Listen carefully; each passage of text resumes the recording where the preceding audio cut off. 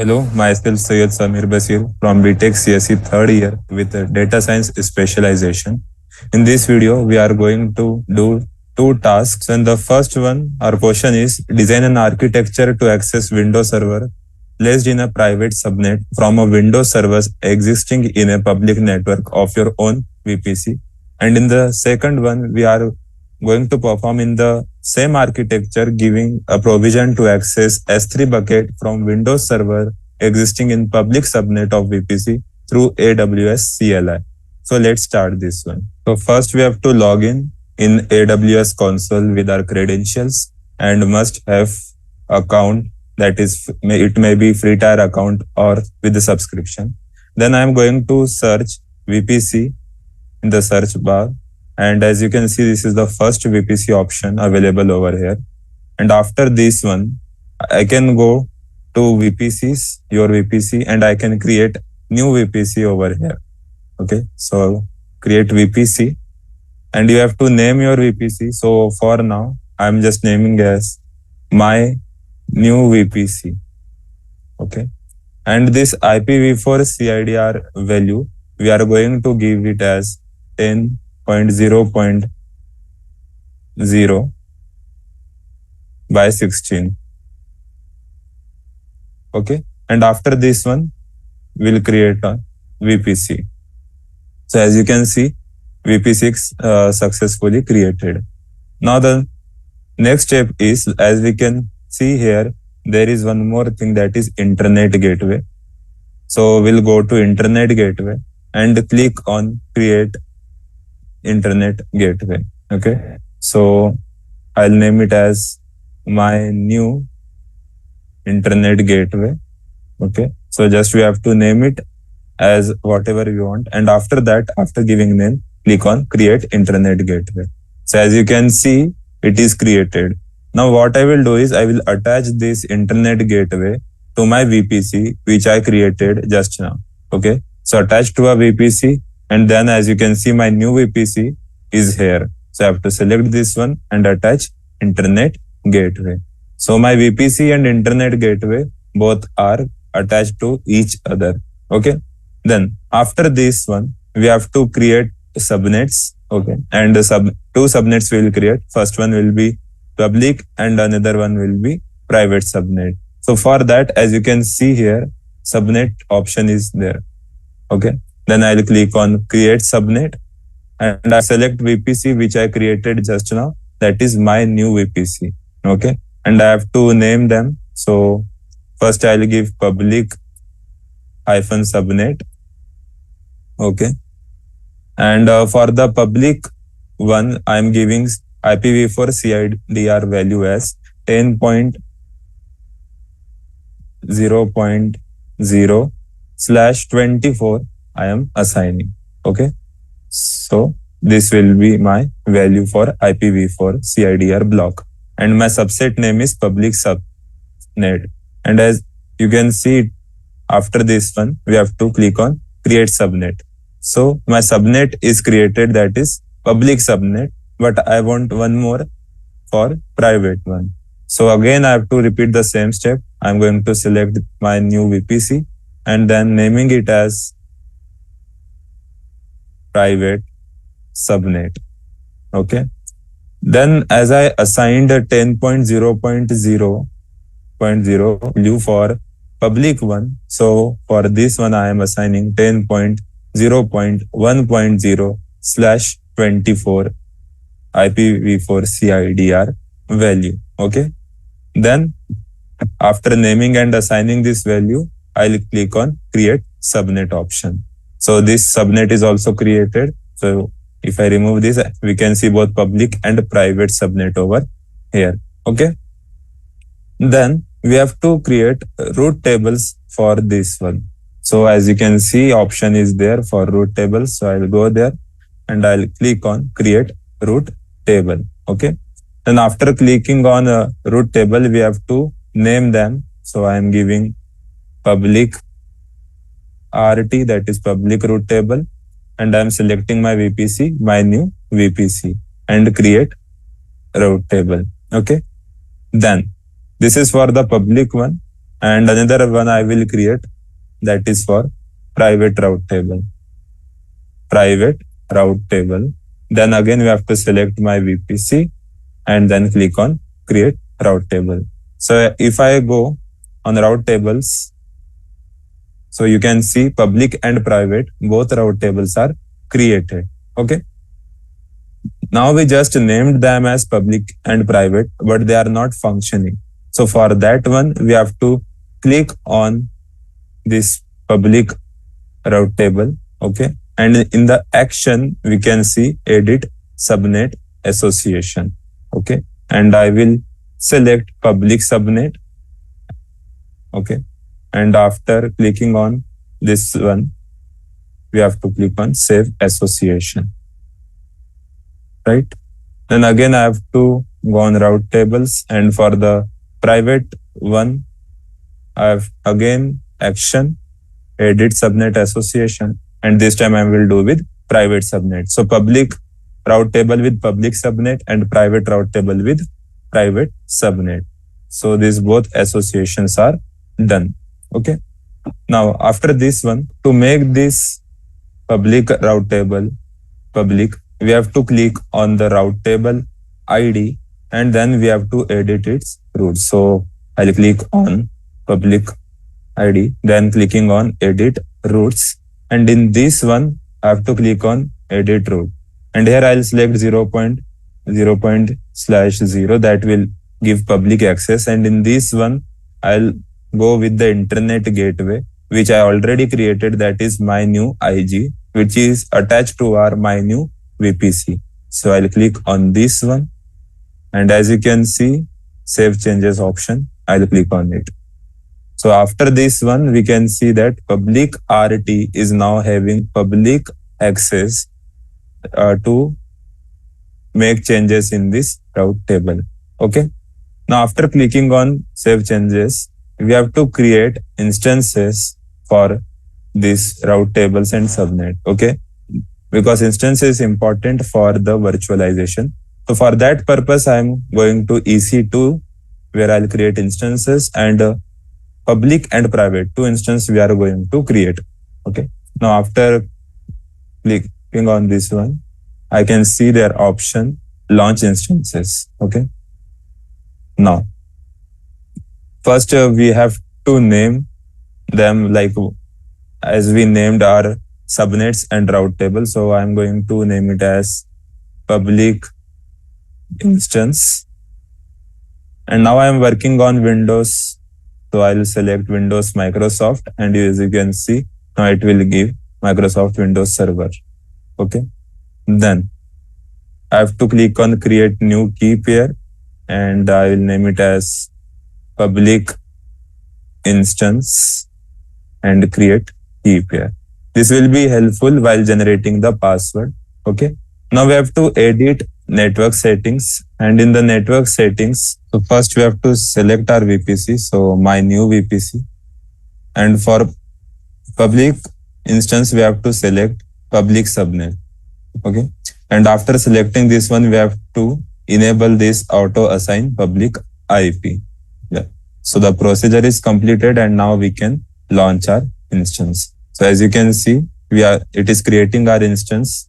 Then we have to create one more instance, that is private instance. So again, same procedure will follow. Okay, we'll launch the instance, but with the name of private -instance. Then we'll select Windows Microsoft. And after this one, I'm creating new key pair and naming it as private instance and create key pair. Then network settings, click on edit, and again select VPC, my new VPC, and then click on private subnet, and again enable auto assign public IP info. Then we can click on launch instance. So as you can see, the instance is launched and both the instances are created. Okay. So the private instance is still pending. Within some time it will be created. Then after this, we'll open our CMD, that is command prompt, and type command mstsc. So as you can see, it is asking for IP address. So we'll go to public instance. As you can see, there is public IPv4 address and private. Simply copy this public IPv4 address from here. And then click on connect. Username is administrator.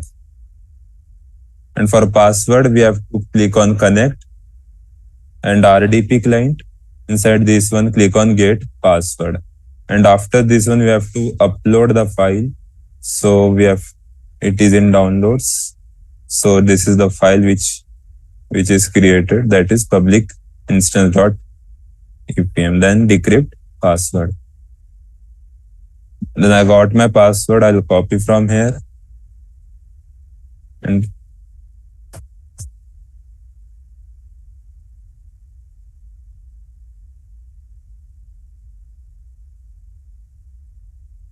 as you can see, the instance is launched and the another virtual space is created in our PC. So as per the VPC, this new virtual private cloud is created for us on the public access. Then we'll go to command prompt.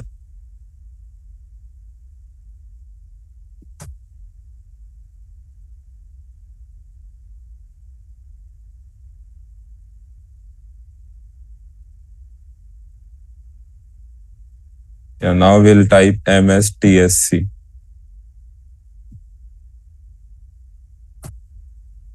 Now in this one, we have to give for private connection. So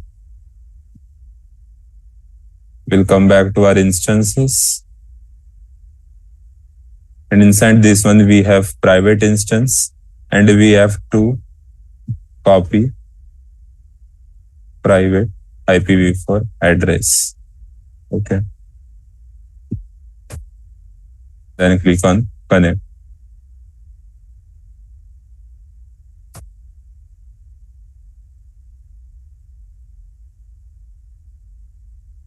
Then again, it will ask for username, password.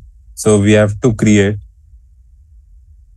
username and password with the same step, clicking on connect, RDP client and get password. Then uploading. For private instance, we'll upload private instance.pem and then decrypt password. So as you can see, our password is there and username is always administrator. Okay. So administrator and then our password which we copied. Then click on OK.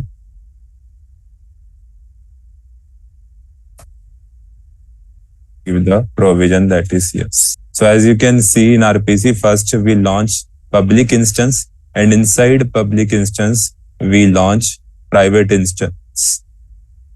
So instance is launched and this is the first task which we have to perform. Now we'll move to our second task given to us. That is, we have to give a provision for the access of S3 bucket from Windows Server, which is existing in public subnet of VPC. And we have to perform all these things from AWS CLI, which is command line interface.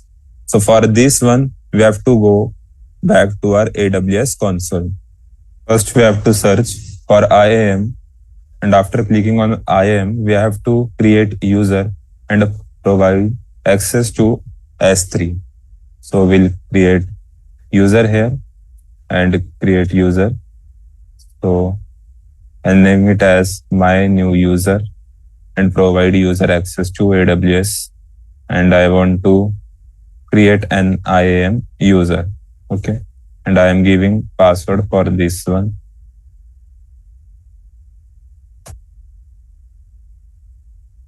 And after this one, I'll click on the next option. And for adding user to group, so we'll create a group in which we'll provide S3 access. So S3 access group. And here I will search Amazon S3 full access and select this one and create user group. Okay. So I'll add user to this group and click on next option and finally create user. Okay. So as you can see, so whatever password I have given, it is here. Okay. Then we'll return to the user list. So the user is created. And after this one, we have to provided also a user group with S3 access. So as you can see, this group is present over here. So as we have to perform operation in CLI, okay, so first we have to go to the user and in security credentials. In security credential, we have to provide access to the CLI. Okay. So I have to give confirmation for this one and then click next. Okay. So we can write this as CLI access and then create access key. So as we can see here, there are two keys. First one is access key and second one is secret access key. So for this one, we'll go to the command prompt. I'll copy both the keys here. And we have to go to the command prompt of public instance. So here I will write AWS configure and enter. Okay. Then I can configure the things. So AWS access key ID. So I have already copied two. So first one is this. And then secret access key I'll provide here. Okay. So the same AP South 1 and JSON. Now I can check is there any bucket I have created. So far there is no bucket here. So what we can do is we can create new bucket at this location. Okay. So for this one, we have to provide a command to create bucket. Okay. So to create bucket, we have AWS S3 MB : / and we have to name it as this is my new latest bucket. Okay. So the name should be unique. And after clicking, so there is, okay, so we have to give S3 : after MB. So S3 and then click on enter. So as you can see, the bucket is created, and if I want to check, I can check by AWS S3 LS and it will provide me the name. This is my new latest bucket. It is the same bucket which I created right now. And we can perform different operations in this one. Okay, we can upload file. We can download file over this internet. Okay. So what we have to do is we have to first write the command, that is AWS S3, okay, CP, and we have to provide source to destination. Okay, so we'll select any file to upload. So first we have to d/file.pdf. This is our source and our location is our bucket. So that is S3 : / this is my new latest bucket. Okay. And then we have to pass the command and enter. Okay. So as you can see, the file is uploaded on this bucket. Okay. And after this one, if we want to download this same file, what we can do is just click on AWS S3, CP, and now in the source we'll provide S3 : / this is my new latest bucket. Okay. And in the destination, we'll give it as d:/. Okay. So we'll write test/.